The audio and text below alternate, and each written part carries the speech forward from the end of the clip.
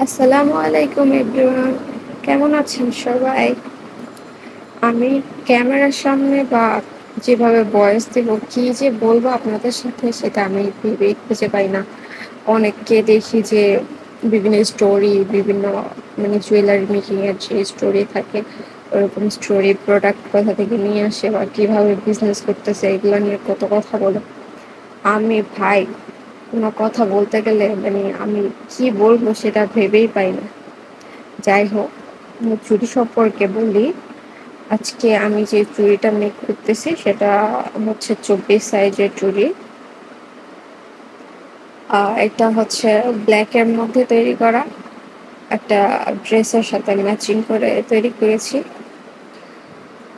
যাই হোক, আমি আমার বেবিটাকে বলে নিয়ে তারপর এটা বানিয়েছিলাম, যে কারণে ওর পাগুলো দেখা যাচ্ছিল।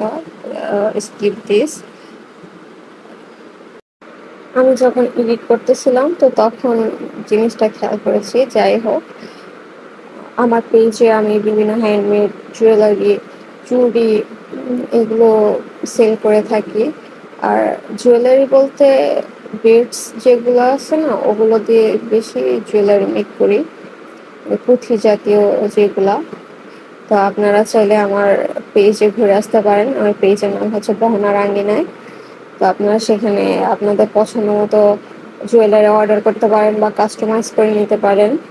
হ্যান্ডমেড চুড়ির ক্ষেত্রে কাপড়টা বসানোর পর যে কুন্দনের যে কাজটা থাকে সেটা আসলে খুব সাবধানে করা উচিত, কারণ যদি আঠা দেখা যায় বা গাম যেটা আমরা ব্যবহার করি সেটা যদি কুন্দনের বাইরে দেখা যায় তাহলে খুবই দেখতে খারাপ লাগে।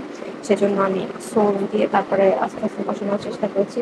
যাই হোক, কেমন লেগেছে আপনারা আমাকে অবশ্যই কমেন্টে জানাবেন। ধন্যবাদ।